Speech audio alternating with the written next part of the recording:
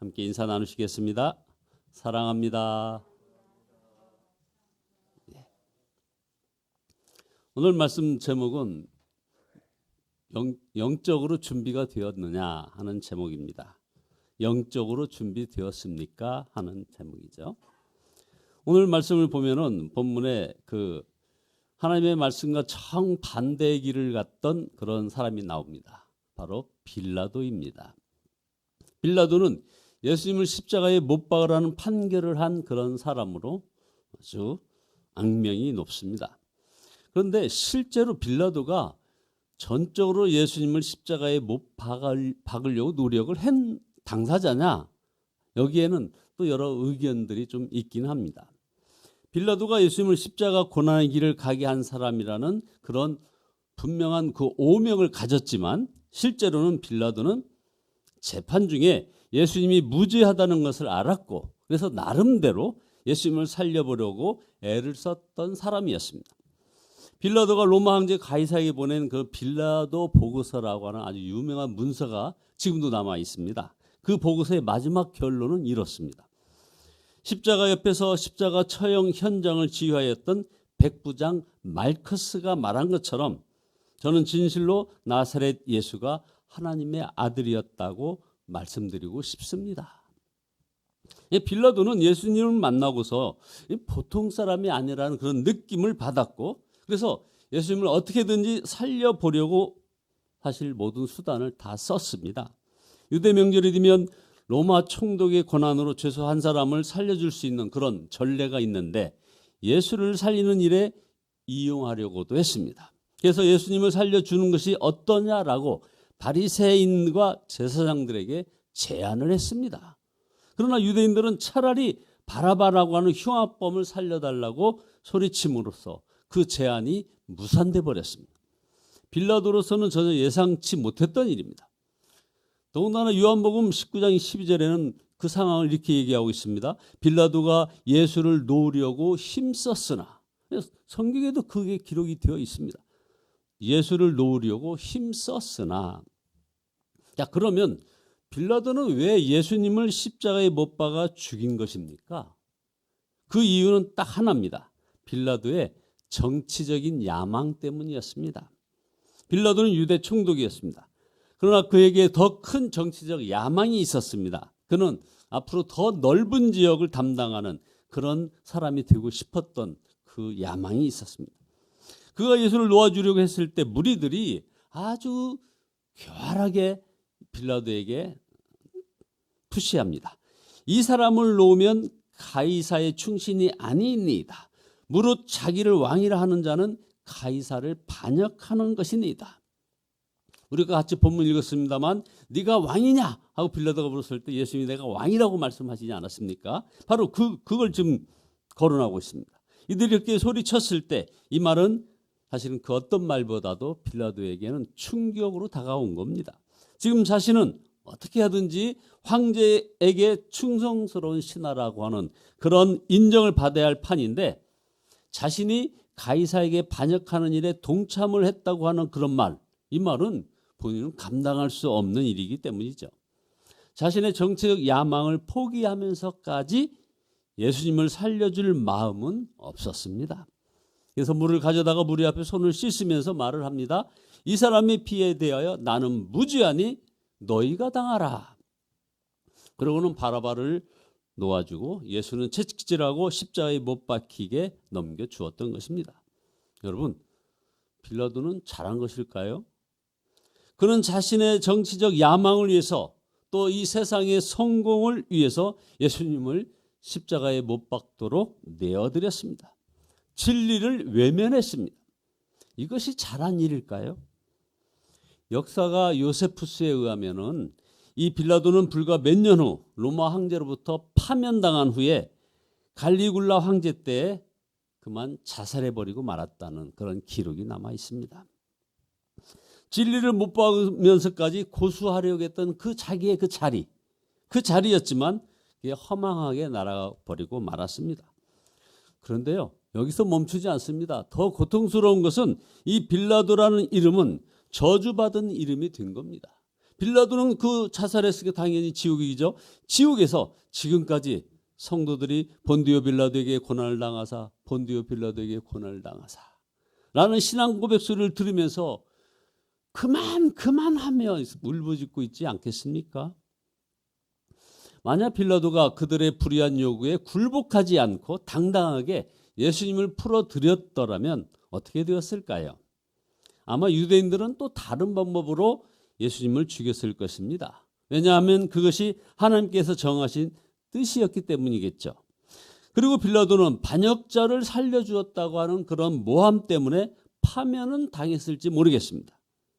그러나 빌라도는 역사에 남은 영원한 의인으로 기록되었을 것입니다. 지금 빌라도의 형편을 생각해 보면 정말 하늘과 땅 차이인 것입니다. 자, 그럼 둘째로 본문에서 빌라도는 자신은 몰랐지만 그의 인생 가장 긴급한 상황에 처해 있음을 보게 됩니다. 이 본문에서요. 예수님은 재판을 받으려고 빌라도 앞에 서 있었습니다. 그런데 여러분 보십시오. 엄밀히 말하면 빌라도가 예수님 앞에서 재판을 받는 순간입니다. 빌라도 생의 가장 중요한 순간을 꼽으라면 바로 이날 이 순간이었습니다. 빌라도의 운명이 바뀌는 순간이었습니다. 그는 영원히 사느냐 영원히 죽느냐는 운명이 바뀌는 그런 순간이었는데 자기가 그때 그 자리에 있었다는 사실을 본인은 몰랐던 것이죠.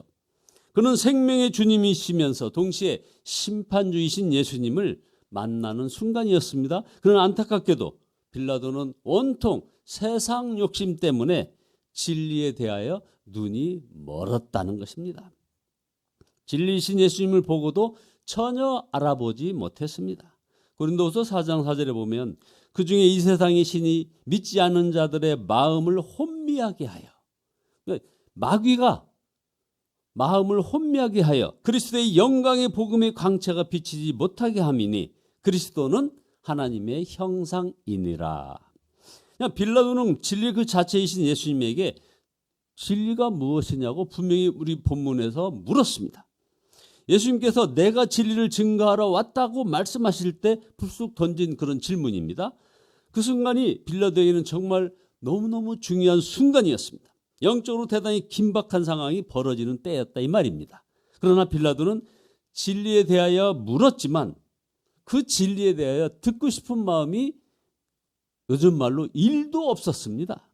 그래서 질문을 그냥 불쭉 던져놓고는 유대인을 만나러 그냥 나가버렸던 것입니다. 그의 마음 안에 진리에 대한 갈망이 없었다는 증거죠.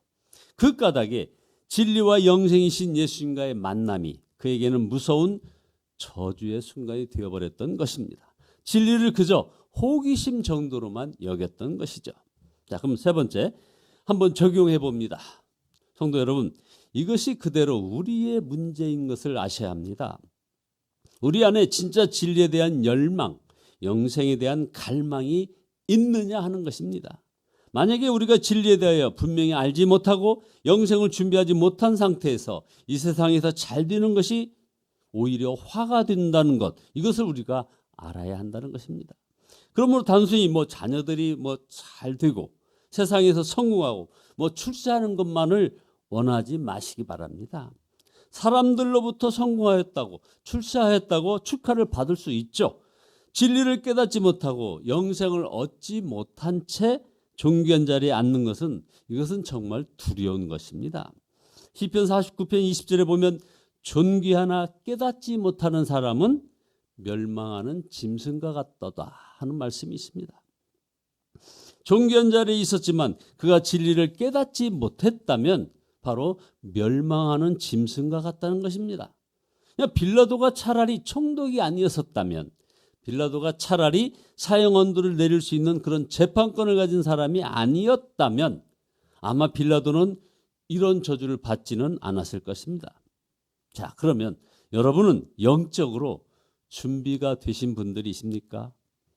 여러분, 빌라도만 아니라 우리도 죽느냐 사느냐 하는 긴급한 상황에 처할 때가 있습니다.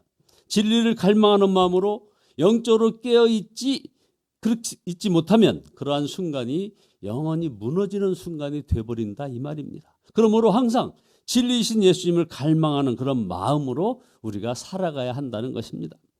요한복음에서 말하는 이 진리는 우리 모두가 영원히 멸망할 죄인이라는 것, 그리고 하나님은 우리를 사랑하셔서 독생자 예수님을 우리에게 구주로 보내셨다는 것입니다. 그러므로 누구든지 예수님을 통하여 구원받으며 하나님께 나아가게 된다는 것이죠. 그것이 바로 요한복음 14장 6절에 나온 대로 내가 곧 길이요 진리요 생명이니 나로 말미암지 않고는 아버지께로 올 자가 없느니라. 이 진리에 굳게 서고 진리신 예수님을 갈망하는 그런 사람은 복이 있는 사람입니다. 그는 어떤 긴박한 상황에서도 주님의 인도를 받을 수 있기 때문에 그런 것입니다.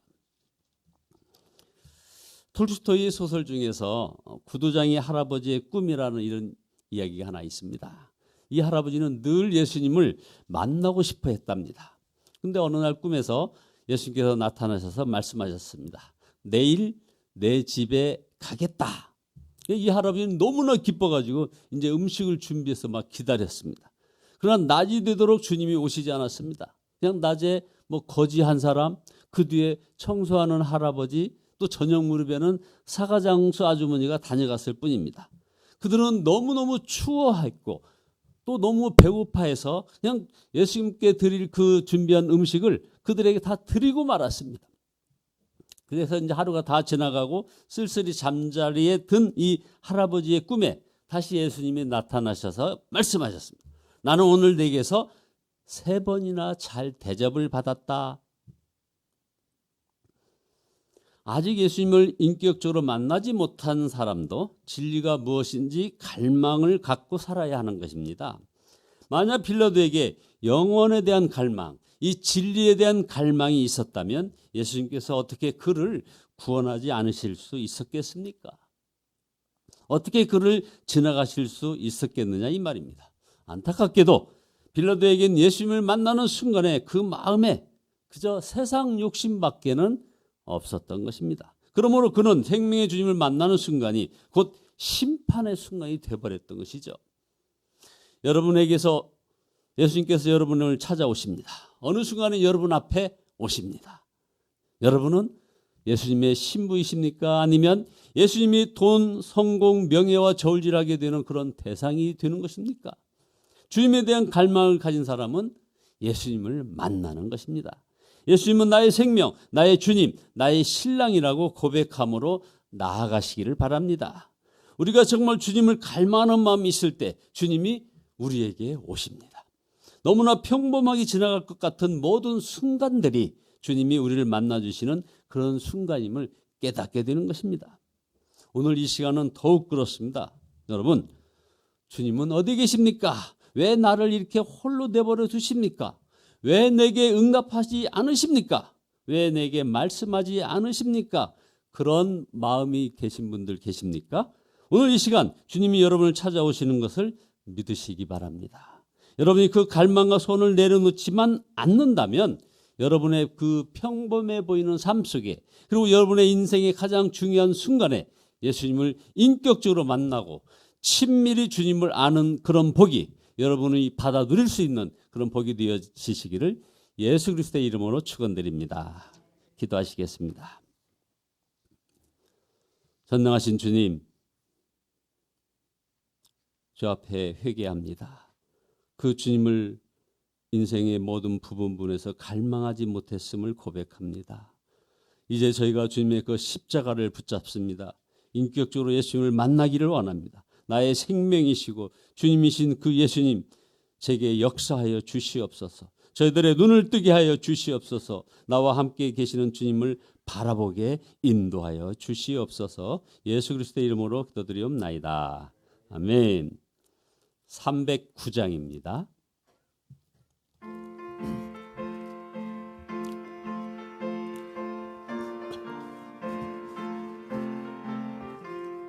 목마른 내 영혼 주가 이미 허락하 그 귀한 영생수 주여 갈망합니다. 그 약속 따라서 힘써 간구하오니 오 주여 내 기도 어서 들어주소서.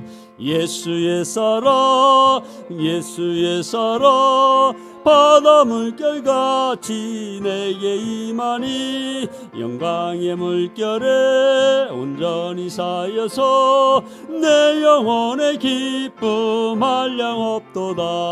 주 내게 약속한 금비 내려주시려 은혜의 저 구름 건너편에 떠올라 그 귀한 징조가 내게 밝히 보이니 나 힘을 다하여 주께 간구합니다. 예수의 사랑 예수의 사랑 바다 물결같이 내게 임하니 영광의 물결에 온전히 쌓여서 내 영혼의 기쁨 한량없도다. 은혜의 소낙비 지금 흡족히 내려 구원의 큰 강물 흘러차고 넘쳐서 내 추한 모든 죄 모두 씻어버리니 나 지금 은혜를 충만하게 받았네. 예수의 사랑 예수의 사랑 바다 물결같이 내게 임하니 영광의 물결에 온전히 쌓여서 내 영혼의 기쁨 한량없도다. 그 차고 넘치는 주의 은혜의 물결 힘차게 밀려와 내게 만족합니다. 오 할렐루야로 주를 찬송하오니 내 맘의 기쁨이 항상 충만함이라. 예수의 사랑 예수의 사랑 바다 물결같이 내게 임하니 영광의 물결에 온전히 쌓여서 내 영혼의 기쁨 한량없도다.